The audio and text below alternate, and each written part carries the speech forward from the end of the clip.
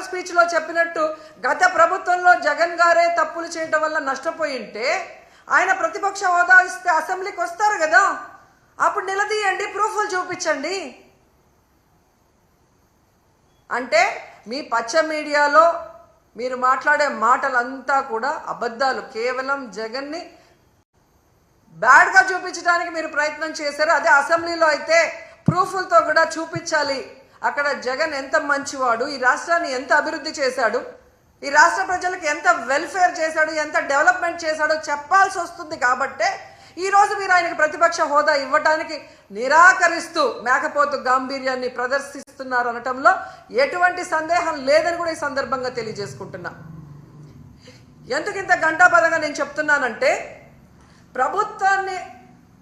ప్రభుత్వం చేసే అవినీతిని ఎత్తి చూపించే పిఏసి, పబ్లిక్ అకౌంట్స్ కమిటీ, ఈ దేశంలో ఏ రాష్ట్రంలో అయినా ప్రతిపక్ష ఎమ్మెల్యేకే ఆ పోస్ట్ ఇస్తారు, పిఏసిని.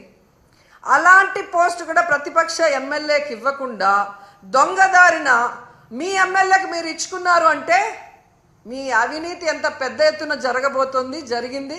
అది బయట రాకుండా ఉండటం కోసం దొంగదారిలో మీ ఎమ్మెల్యేని, పిఏసి చైర్మన్ని మీరు ఎలా చేసుకున్నారో అందరూ కూడా గమనిస్తున్నారన్న విషయాన్ని తెలుసుకోండి. ఎందుకంటే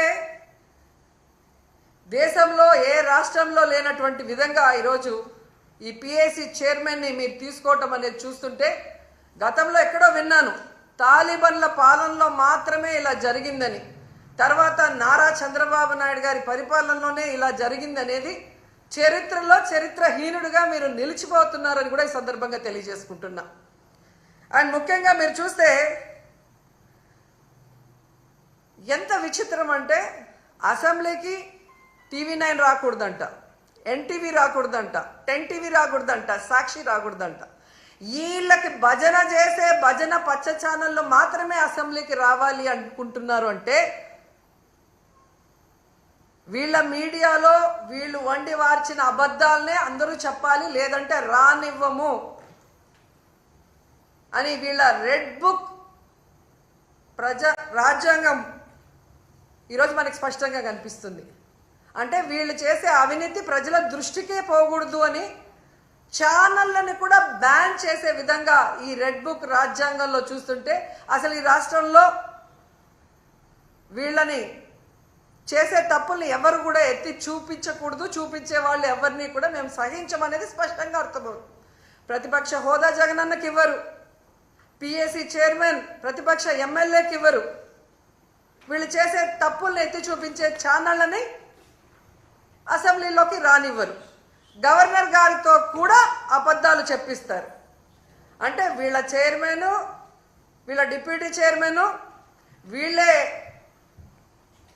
సీఎం, వీళ్ళే డిప్యూటీ సీఎం, అంతా వీళ్ళ భజన బ్యాచ్ పచ్చ ఛానల్. అంటే ఏ విధంగా ఈ రాష్ట్రంలో ప్రజల్ని ఎన్నికల ముందు మభ్యపెట్టారో అది కంటిన్యూ చేస్తూ ఆ ప్రజల్ని అలా మోసం చేసుకుంటూనే ముందుకు వెళ్ళడానికి వీళ్ళ ప్రణాళికలు ఇక్కడ స్పష్టంగా అర్థమవుతున్నాయి. నిన్న ఎంత బాధేసిందంటే, పాపం పిల్లలు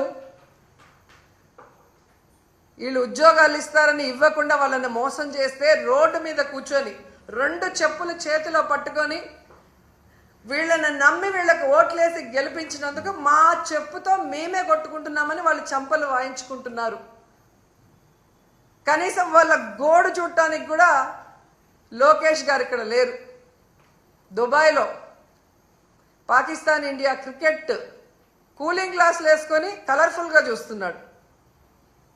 అంటే వీళ్ళకి ప్రజలంటే గౌరవం లేదు, ప్రజలంటే అభిమానం లేదు. రైతులైనా, విద్యార్థులైనా, మహిళలైనా ఎవరినైనా అవలీలగా మోసం చేసేస్తాం, ఎవడు మమ్మల్ని అడగడు అన్న విధంగా ముందుకు వెళ్తున్నారు. వీళ్ళకి ఒక్కటే సూటిగా చెప్తున్నాను, నిజంగా మీకు దమ్ము ధైర్యం ఉంటే, మీరు ప్రజలకి మంచి చేస్తున్నాం, మా మీద ఊరికే దుమ్మెత్తి పోస్తున్నారు అని నిరూపించుకోవాలనుకుంటే జగనన్నకి ప్రతిపక్ష హోదా ఇచ్చి చూడండి. జగనన్న అసెంబ్లీకి వస్తారు.